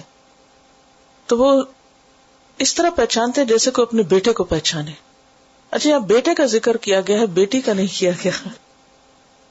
اس کی ایک وجہ تو یہ ہے کہ جب بنی اسرائیل کہا تو اس میں صرف بیٹے نہیں مراد تھے, ابن کہہ کے بیٹیاں خود بخود بیچ میں آ جاتی. بعض اوقات مذکر کا صیغہ مذکر مؤنث دونوں کو لے لیتا ہے. اس کو کہتے ہیں صیغہ تغلیب, یعنی غالب چیز جو ہے اس کا ذکر کر کے تو دوسری چیز کو اس میں ضم کر دیا جاتا ہے. تو یہ ایسے پہچانتے جیسے آپ اپنے بیٹوں کو پہچانتے ہیں. اور دوسری بات یہ بھی ہے کہ قدرتی طور پر انسانوں کے اندر بیٹوں کی محبت زیادہ بھر دی گئی. اگر یہاں یہ کہا جاتا وہ ایسے پہچانتے جیسے اپنی بیٹیوں کو پہچانتے ہیں تو بات ذرا کم لگتی. اور ابنا کا لفظ جب وہ جسے چلڈرن کے معنوں میں بھی آ سکتا ہے. وہ ان فریقا منہم, اور ان میں سے ایک گروہ, اور وہ گروہ ہے ان کے اسکالرز کا گروہ, لیکتمون الحق, البتہ حق کو چھپا دیتا ہے, کور کر دیتا ہے, ڈسکلوز نہیں کرتا. دے کنسیل دا حق وہم یعلمون, حالانکہ وہ جانتے ہوتے, ان کو پتا ہوتا ہے. پھر بھی وہ نہیں بتاتے. کیوں؟ تاکہ لوگوں کو پتہ چل جائے گا, اور پھر اگر لوگوں کو حق کا پتہ چل گیا تو ہمارے پیچھے نہیں آئیں گے, ہماری پیروی نہیں کریں گے, حق کی پیروی کریں گے. تو پھر ہماری بڑائی میں فرق آ جائے گا. مشکل یہ تھی ان کی. اور پھر یہ بات بھی ہے کہ یہ زیادہ بڑا جرم ہوتا ہے کہ انسان ایک چیز کو پہچان لے اور اس کے بعد اس کو نہ مانے. ویسے انسان بھی عجیب چیز ہے, جب دل اندھا ہو جاتا نا تو کچھ نظر نہیں آتا. اب دیکھیں ابراہیم علیہ السلام کو جب لوگوں نے آگ میں پھینکا اور اپنے ہاتھوں سے جلائی ہوئی آگ میں, اور خود اپنے ہاتھوں ابراہیم علیہ السلام کو اس میں پھینکا, اور ان کے جسم پر جو رسی تھی جس سے ان کے ہاتھوں اور پاؤں کو باندھا گیا تھا وہ جل گئی, مگر ابراہیم نہیں جلے. تو یہ وہ اپنی آنکھوں سے دیکھ رہے تھے, اس کے باوجود کیا انہوں نے مان لیا؟ نہیں مانا. تو جو نہیں ماننے والے ہوتے ان کے پاس آپ ہزاروں نشانیاں اور دلیلیں لائیں, وہ نہیں مانتے کیونکہ دل اندھے ہو جاتے. اور جب کسی کا دل اندھا ہو جائے تو پھر حق اس کو نہیں دکھائی دیتا. نبی صلی اللہ علیہ وسلم کو فرمایا گیا الحق من ربک, حق تیرے رب کی طرف سے ہے, یعنی قبلے کی تبدیلی کا حکم تیرے رب کی طرف سے آیا ہے. فلا تکونن من الممترین, پس آپ ہرگز نہ ہو شک کرنے والوں میں سے. جو چیز اللہ کے پاس سے آئی ہے وہی حق اور سچ ہے, اور اس پر ایمان لانا واجب ہے. ایمان ایسا ہونا چاہیے جس میں کوئی شک نہ ہو. ایمان وہ ہوتا ہے جو شک سے خالی ہو, کیونکہ شک جو ہے وہ ایمان کی نفی کرتا ہے, شک ایمان کو کھا جاتا ہے. ایمان کے بعد ایک اور درجہ ہوتا ہے, وہ ہوتا ہے اطمینان کا. جیسے ابراہیم علیہ السلام نے اللہ تعالیٰ سے کہا تھا کہ اللہ تعالیٰ آپ مجھے دکھائیے کہ آپ مردوں کو کیسے زندہ کریں گے. تو اللہ تعالیٰ نے فرمایا کہ اولم تؤمن, کیا تمہارا ایمان نہیں؟ قال بلا, کہا ایمان ہے, مانتا ہوں, کوئی شک نہیں, ہوگا ایسے, سچ ہے جو تو کہتا ہے. ولکن لیطمئن قلبی, لیکن میں چاہتا ہوں میرے دل کو اطمینان ہو جائے. تو یہ جو دل کا اطمینان ہے یہ ایک اگلا درجہ ہوتا ہے. پہلے انسان زبان سے کہتا ہے میں اللہ کو مانتا ہوں, پھر اس کو آہستہ آہستہ یقین آنے لگتا ہے, پھر نشانیاں دیکھتا ہے, پھر علم حاصل کرتا ہے, پھر اگلا درجہ آ جاتا ہے اور وہ ہوتا ہے اطمینان قلب کا. تو درجے تو پھر ایمان کے بہت ہیں, پھر انسان آگے سے آگے بڑھتا چلا جاتا ہے. لیکن ایمان ایسا ہونا چاہیے کہ جس میں کوئی شک نہ ہو, جو میرے رب نے فرمایا بالکل درست ہے, خواہ مجھے سمجھ آئے یا نہ آئے. وَلِكُلٍّ وِجْهَةٌ هُوَ مُوَلِّيهَا, اور ہر ایک کے لیے کوئی نہ کوئی رخ ہے, سمت ہے جس کی طرف وہ منہ پھیرنے والا ہے. ہر ایک کا کوئی نہ کوئی گول ہے. یہاں کلن سے مراد ہر انسان ہے, یہاں صرف مسلمز نہیں ہے, یہ صرف ریلیجس پیپل نہیں ہے. ہر شخص جو دنیا میں ہے اس کا کسی نہ کسی چیز میں انٹرسٹ ہے, دینی یا دنیاوی. کچھ لوگوں کے گولز دینی ہوتے ہیں, دین میں ان کے کچھ گولز ہوتے ہیں, اور کچھ لوگ ایسے ہوتے ہیں کہ دین میں کوئی چیز نہیں ان کا گول, صرف دنیا ہی سے متعلق گولز ہوتے ہیں ان کے. اب دیکھیے کہ جتنا جتنا لوگ ترقی کرتے چلے جا رہے ہیں تو بہت زیادہ اس پر توجہ دیتے ہیں کہ ہم ایسے ہی ہیپیزڈلی کام نہ کریں اور بلائنڈلی نہ چلتے جائیں, بلکہ ہم اپنے کچھ ٹارگٹس مقرر کریں, کچھ ڈیلی ٹارگٹس ہوں, کچھ ویکلی ہوں, کچھ منتھلی ہوں, اور کچھ اپنے لائف کے ایمز ہوں, گولز ہوں, اور پھر انسان ان کے لیے کام کرے. اور ہر ایک کے لیے ایسا ہوتا ہے. کچھ لوگ تو سوچ سمجھ کے پلان کر کے کچھ اپنے گولز مقرر کرتے ہیں کہ مجھے یہ کام اتنے عرصے میں کر لینا ہے, یہ ڈگری حاصل کرنی ہے, شادی کرنی ہے, فلاں کرنا ہے, فلاں کرنا ہے. ہر ایک نے اپنے اپنے گولز بنا رکھے ہوتے, کچھ دینی ہوتے ہیں, کچھ دنیاوی ہوتے ہیں. لیکن کچھ لوگ نہیں بھی بناتے تو دل میں کوئی نہ کوئی چیز ان کا مقصد مطلب ہوتی ہے. جیسے وہ جانوروں کی سطح پہ جیتے ہیں تو آپ نے دیکھا ہوگا کہ جانوروں کے اندر بھی کوئی نہ کوئی خواہش ہوتی ہے. ان کے گولز کیا ہوتے ہیں؟ ان کی خواہشات کی تکمیل. تو کچھ لوگوں نے اپنے گولز کیا مقرر کر رکھے؟ ڈیزائرز. بس ان کے جو دل میں آتا ہے اسی کو اپنا مطلب سمجھتے ہیں اور اس مطلب کے پیچھے دوڑ رہے ہوتے ہیں. لیکن کچھ لوگ اس سے اوپر آگے اٹھ کر صرف دنیا کے لیے اپنے کچھ گولز مقرر, کچھ لوگ اس سے بھی آگے اٹھ کر اپنی آخرت کے لیے کوئی گول مقرر کرتے ہیں کہ میری زندگی کا مقصد تیرے دین کی سرفرازی, میں اسی لیے مسلمان, میں اسی لیے نماز. اس کی زندگی کا رخ بدل جاتا ہے. تو یہاں اللہ تعالیٰ فرما رہے ہیں کہ گول تو ہر ایک کا کوئی نہ کوئی ہوگا, کوئی ڈائریکشن, کوئی رخ زندگی کا ہوگا. وَلِكُلٍّ وِجْهَةٌ, تو ہر ایک کا ایک سینٹر آف لائف ہے. هُوَ مُوَلِّيهَا, وہ اسی کی طرف منہ کیے ہوئے, اس کی دوڑ اسی طرف. جیسے کہتے ہیں نا ملا کی دوڑ مسجد تک, تو کیوں ایسا کہتے ہیں؟ کیونکہ اس کا گول کیا ہے؟ یا اس کا مقصد اور مطلب کیا ہے؟ اللہ کی رضا، لہذا وہ مسجد کی محبت میں جیتا ہے. اور اس جملے کو اتنے مذاقیہ انداز میں کہا گیا کہ بہت سے لوگوں نے چڑھ کے مسجد کو اپنا گول ہی نہیں بنایا، انہوں نے اس کو اپنا رخ ہی نہیں بنایا، وہ بازاری رخ کافی ہے ان کے لیے. فرمایا کہ وَلِكُلٍّ وِجْهَةٌ هُوَ مُوَلِّيهَا، اور جس کا جو رخ ہوگا وہ اسی کی طرف رخ کرے گا. جو جس کا انٹرسٹ ہوگا، جس چیز سے اس کو محبت ہوگی، وہ اسی کی طرف پلٹ پلٹ کے بار بار جائے گا. ایسا ہوتا ہے نا، جیسے ایک ماں کی زندگی میں اس کا گول کیا ہوتا ہے؟ اس کا بچہ. اس کی ساری دلچسپیاں اسی کے ساتھ، سارے پروگرام، پلانز، ہر چیز اس کی بنتی ہے کس کے مطابق؟ اس کو سامنے رکھ کے. اگر نہیں تو ہونی چاہیے. بہرحال یہاں کیا ہے؟ وَلِكُلٍّ وِجْهَةٌ هُوَ مُوَلِّيهَا فَاسْتَبِقُوا الْخَيْرَاتِ. تو ہمارا گول کیا ہونا چاہیے؟ نیکیوں میں دوڑ لگانا. فَاسْتَبِقُوا کا مطلب کیا ہے؟ جلدی کرو، تیز چلو، دوڑو، دوڑ لگاؤ، ریس. کس میں؟ خیرات میں. ایک خیر نہیں، کئی خیرات، نیکیوں کی طرف دوڑو. اینما تکونو، جہاں بھی تم ہوگے، یأتی بکم اللہ جمیعا، اللہ تم سب کو لے آئے گا اکٹھا کر کے، تاکہ حشر کر کے اعمال کا حساب دیا جا سکے. ان اللہ علی کل شیء قدیر، بے شک اللہ سبحانہ و تعالی ہر چیز پر قادر ہے. اس کے لیے کچھ مشکل نہیں کہ وہ لوگوں کو اکٹھا کر سکے. وہ جہاں بھی ہوگا لے آئے گا. تو اس سے سبق کیا ملتا ہے ہمیں؟ کہ ہم اپنی زندگی کا کوئی بھی مقصد بنائیں اور اس کے لیے کیسی بھی کوششیں کریں، بہرحال اللہ کی پہنچ سے باہر نہیں. جانا اللہ کی طرف ہے، پلٹنا اسی کی طرف، اکٹھے وہیں ہونا ہے، جزا وہیں سے ملے گی، نتیجہ وہیں سامنے آئے گا. اس موقع پر آپ سب سے یہ کہوں گی کہ آپ اپنے بارے میں سوچئے کہ آپ کے کیا گولز ہیں، آپ کا سینٹر آف لائف کیا ہے، آپ کے لیے سب سے اہم چیز کیا ہے، آپ کے لیے ٹاپ موسٹ پرائرٹی کیا ہے، آپ کی ساری دلچسپیاں اور شوق کیا ہیں، وہ کیا چیز ہے جس کی طرف آپ پلٹ پلٹ کے جاتے ہیں.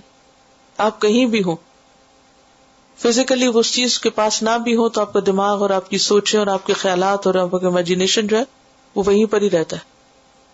آپ بیٹھے کہیں ہوتے ہیں، آپ بیٹھے قرآن کی مجلس میں ہوتے ہیں، لیکن دھیان کہاں ہوتا ہے؟ جو سینٹر آف لائف ہے، جو آپ کے لیے امپورٹنٹ ہے، اس کے ساتھ آپ ہمیشہ کنیکٹ کرتے رہتے. کچھ لوگوں کے لیے اللہ کی ذات ان کا سینٹر آف لائف ہو جاتی، وہ کہیں بھی بیٹھے اللہ کو یاد کرتے رہتے ہیں. کچھ کسی بھی حال میں ہو، غم میں ہو، خوشی میں ہو، دنیا کے کام کاج کریں، وہ چل رہے ہو، پھر رہے ہو، کچھ کر رہے ہو، ہر تھوڑی دیر کے بعد ان کے دل میں اللہ کی یاد آتی اور پھر دل اللہ کی محبت سے بھر جاتا ہے. اور یہی حال ہر انسان کا ہے، کوئی دل اس سے خالی نہیں ہوتا. وَلِكُلٍّ، ہر ایک کے ساتھ یہ مشکل ہے کہ کوئی نہ کوئی چیز ایسی ہوتی ہے جس میں دماغ اٹکا رہتا ہے، پلٹ پلٹ کے اسی کی طرف سوچتے رہتے ہیں. کچھ لوگوں کے لیے ٹیمپریری ہوتے ہیں، کچھ کے لانگ ٹرم ہوتے ہیں، کچھ کے اس سے آگے کے. تو اس سے آپ ریلیٹ کریں پھر قبلہ کو، کہ قبلے کا مقرر کرنا کیوں اہم ہے اور اسی قبلے کو فالو کرنا کیوں ضروری ہے. کیونکہ وَلِكُلٍّ وِجْهَةٌ، ہر ایک کے لیے ایک سینٹر ہوتا ہے. تو مسلمانوں کے لیے قبلہ کیا ہے؟ سینٹر ہے، ان کو جمع کرنے کا ذریعہ ہے.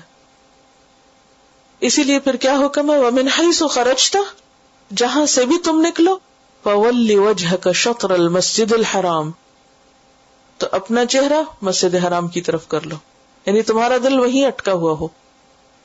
اور قبلہ سب سے زیادہ کس وقت یاد آتا ہے ہم کو؟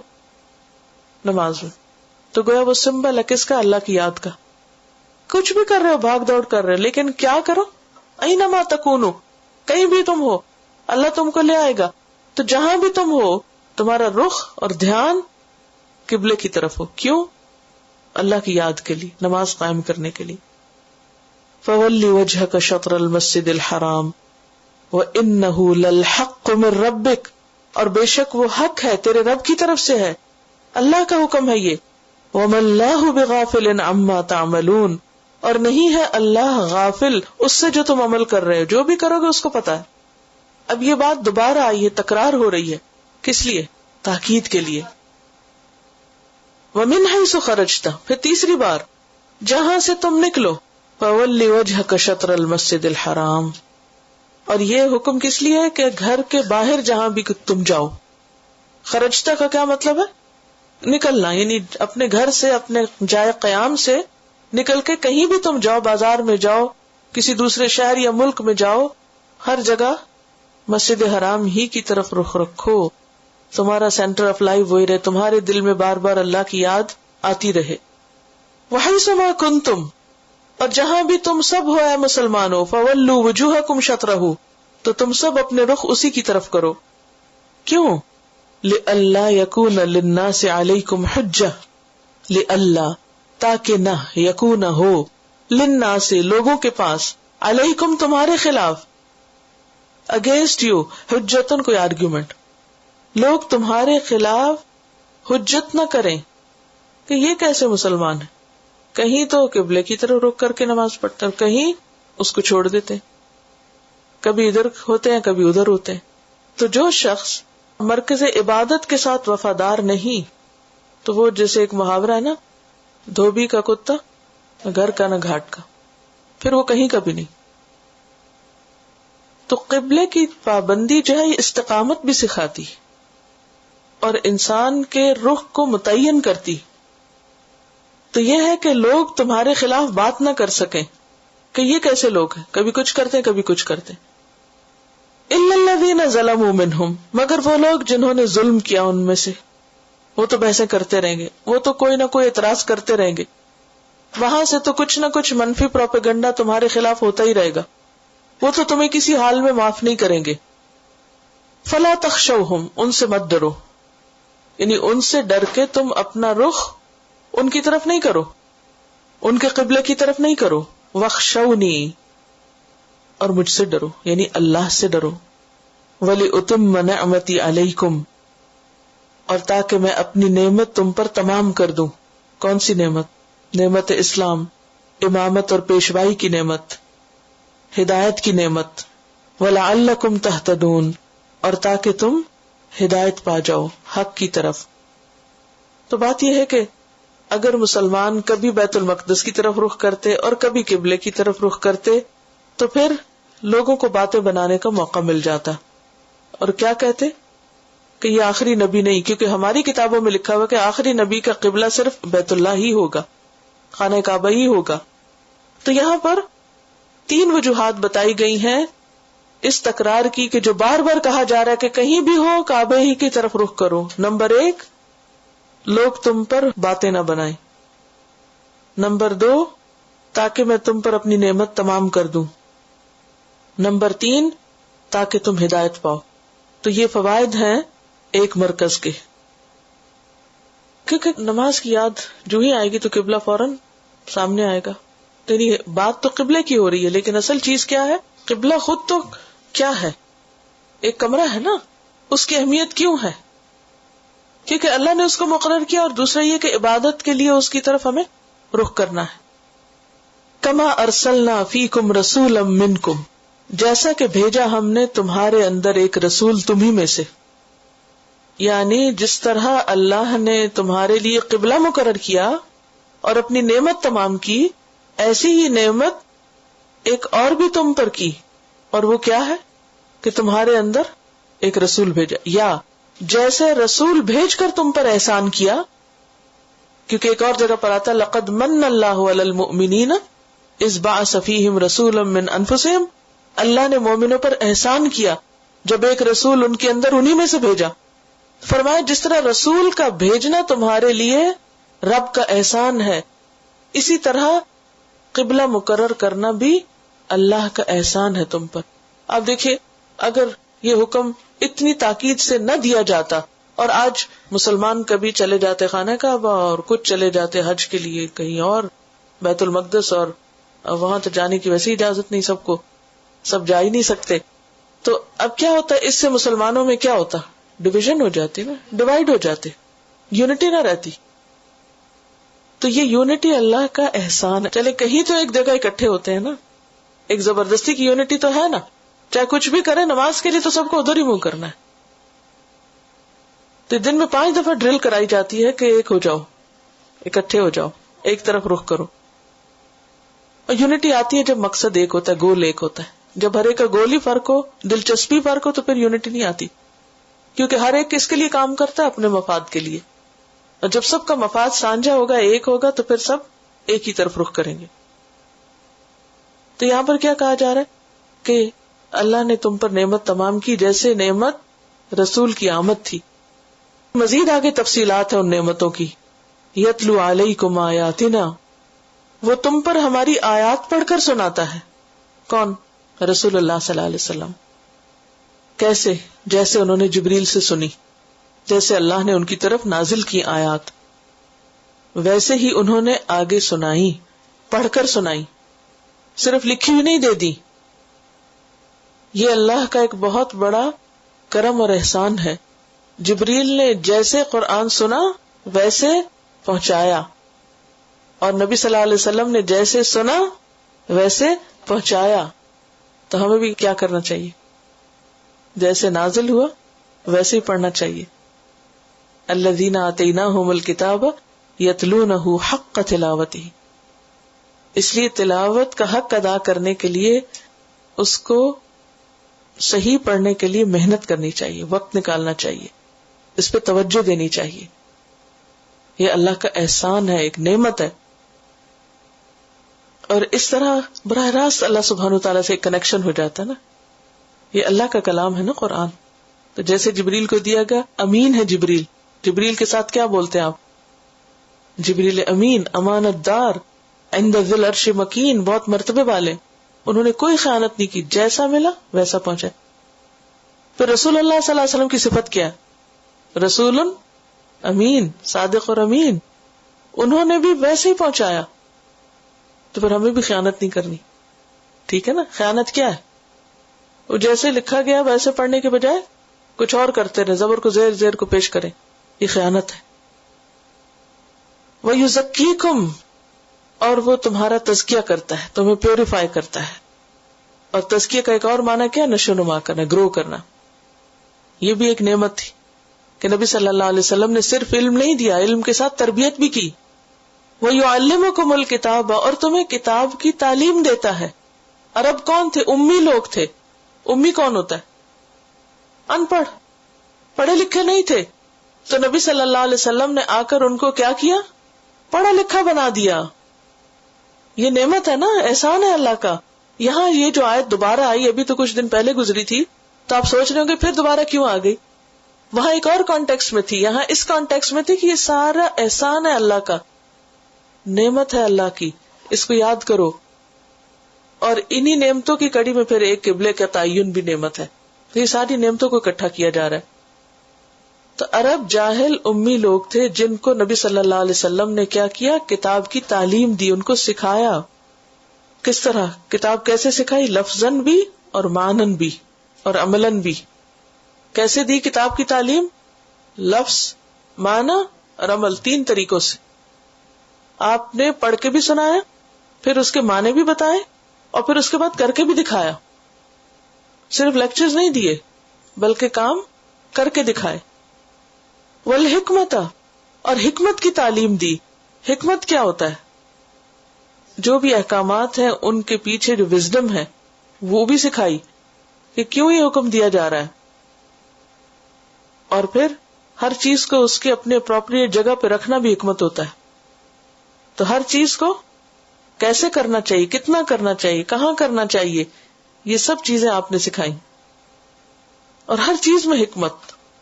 وَيُعَلِّمُكُمْ, اور ایک اور نعمت کیا ہے؟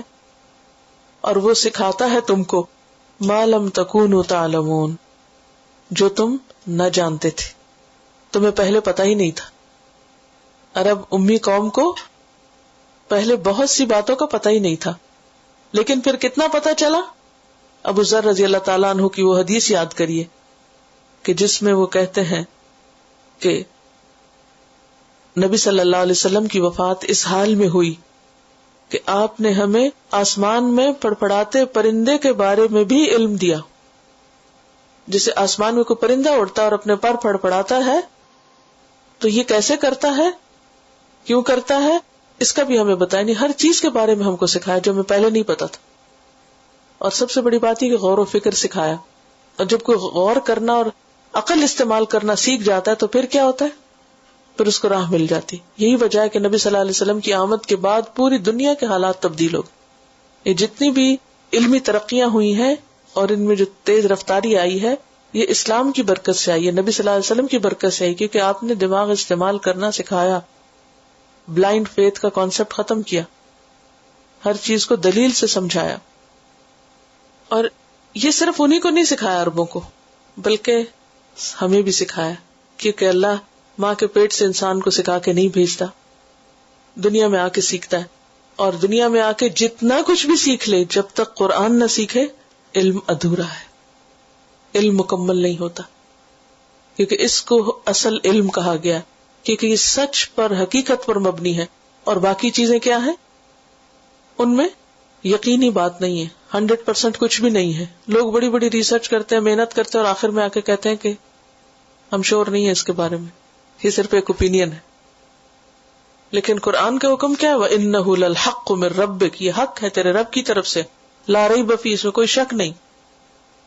ان ساری نعمتوں کو پا کے تم کیا کرو، فَاذْكُرُونِی، میرا ذکر کرو، مجھے یاد کرو، ریممبر می، اذکرکم، میں تم کو یاد کروں گا، مجھے یاد کرو، میں تمہیں یاد کروں گا. تو اس سے پتہ یہ چلتا ہے کہ نمبر 1، انسان کو اللہ کی طرف سے ملنے والی نعمتوں کو یاد کرنا چاہیے، ان کا ذکر کرنا چاہیے، پھر ان نعمتوں کا اقرار کرنا چاہیے، اور پھر ان پر شکر ادا کرنا چاہیے. نعمتوں کو یاد کرنا انسان کو اللہ والا بناتا ہے. فَاذْكُرُونِی أَذْكُرْكُمْ، اور جب بندہ اللہ کو یاد کرتا ہے تو اللہ بھی اس کو یاد کرتا ہے. اللہ کو یاد کرنے کے طریقے کیا ہوتے ہیں؟ سب سے بہترین طریقہ کیا ہے؟ نماز. وَلَذِكْرُ اللَّهِ أَكْبَرُ، نماز اللہ کے ذکر کا سب سے بڑا طریقہ ہے. نماز جو ہے فرض بھی، نفل بھی، صلاۃ تسبیح وغیرہ بھی. نماز کے علاوہ ویسے بھی تسبیح، اللہ اکبر، سبحان اللہ، الحمدللہ، زبان پاک ہوتی. انسان سوائے اس کے کہ ٹوائلٹ میں ہو، ویسے ہر حال میں اللہ کو یاد کر سکتا. خواب واک کر رہے ہیں، بیٹھے ہیں. قرآن پاک میں الذین یذکرون اللہ قیاما وقعودا وعلی جنوبہم، وہ اللہ کو یاد کرتے رہتے ہیں، کھڑے بھی، بیٹھے بھی، لیٹے بھی. چاہے آپ لیٹے ہوئے ہیں، رات سوتے ہوئے آنکھ کھل جاتی، اللہ کو یاد کیجیے. اٹھتے بیٹھتے چلتے، واش روم میں جانے سے پہلے اور نکل کر آپ یاد کر سکتے ہیں، وہاں اندر نہیں ذکر کریے، وہاں منع ہے. ادروائز آپ کہیں بھی ہو، بازار میں ہو، کچھ پکا رہے ہوں، کھا رہے ہوں، دل ہی دل میں زبان سے یاد کرتے رہیں. اور پھر یہ ہے کہ انسان زبان سے بھی یاد کرتا ہے، لیکن جو دل سے یاد کرنا ہے وہ بھی بہت اہم ہے. صرف زبان کی تکرار کافی نہیں، دل میں بھی اللہ کی یاد آنی چاہیے. سینٹر آف لائف وہی ہونا چاہیے. اور پھر ہمارا عمل بھی اللہ کی یاد دلانے والا ہونا چاہیے.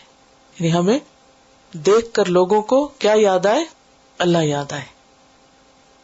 نعمت تو جتنی بھی چیزیں جن سے ہم فائدہ اٹھاتے ہیں وہ ساری نعمتیں ہیں، اور خواہ ہم نے وہ مانگی ہے یا نہیں مانگی. اور رحمت جو ہے وہ اللہ کی مرضی ہے. یعنی انسان جب کسی تکلیف میں ہوتا ہے یا انسان مانگتا ہے اللہ سے اور پھر وہ نعمت اس کو ملتی ہے تو وہ نعمت جو وہ رحمت ہوتی ہے.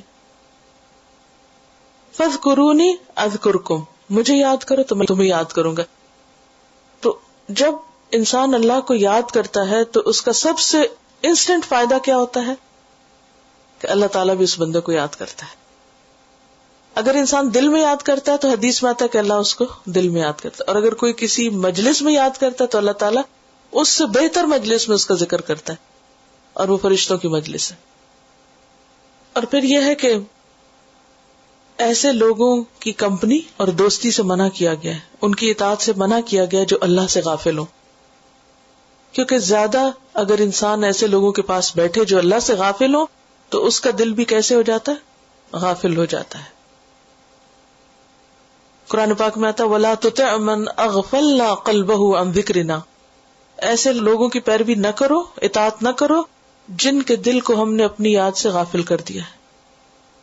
واتبع ہواہ، اور وہ اپنی خواہشات کی پیروی کرتے ہیں. تو خواہشات کی پیروی کرنے والے اور اپنی منمانیاں کرنے والوں کے پیچھے مت چلو، اللہ کو یاد کرتے رہو. اور ہر وہ مجلس جس میں اللہ کو یاد نہ کیا جائے، قیامت کے دن انسان اس پر حسرت کرے گا اور وہ اس کے لیے خسارے کا باعث ہوگی. چاہے کوئی بھی مجلس ہو، کسی نہ کسی طرح اللہ کا ذکر ہونا چاہیے. اور اگر لوگ نہ سننے کو تیار ہو تو آپ خود کرتے رہیں. نبی صلی اللہ علیہ وسلم لوگوں کے بیچ میں بیٹھے بیٹھے کئی بار استغفار کر لیا کرتے تھے.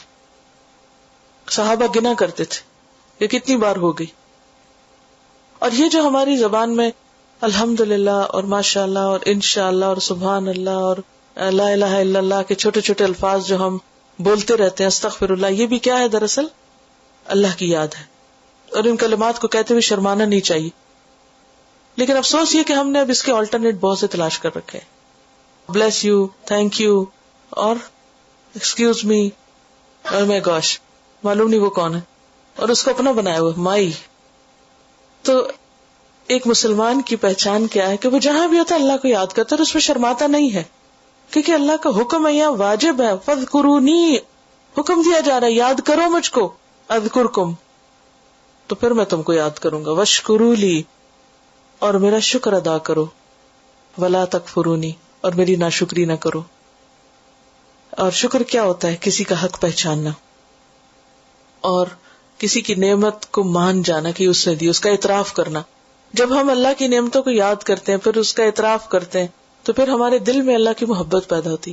جب محبت پیدا ہوتی تو پھر زبان جو ہے وہ اس کو یاد کرنے لگتی ہے.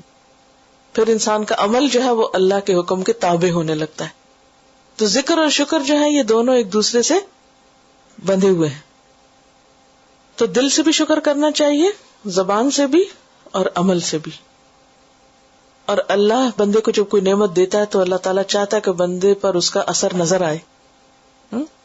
دابۃ شکور کون ہوتا ہے؟ آپ کو میں نے وضاحت میں بتایا تھا. دابۃ شکور وہ جانور ہوتا ہے، وہ گائے ہوتی ہے جو اپنی صحت کے اعتبار سے اس کا اظہار کرتی کہ میرا مالک میرا بہت خیال رکھتا ہے. تو عمل سے شکر کیا ہے کہ انسان اپنی زبان اور اپنے رویے سے اللہ کی ناراضگی کا اظہار نہ کرے کہ مجھے کیا ملا، اور ہر وقت رونا رونا اور شکوے کرنا. شکوہ جو ہے شکر کو ختم کر دیتا ہے. شکوہ شکر کو ختم کر دیتا ہے.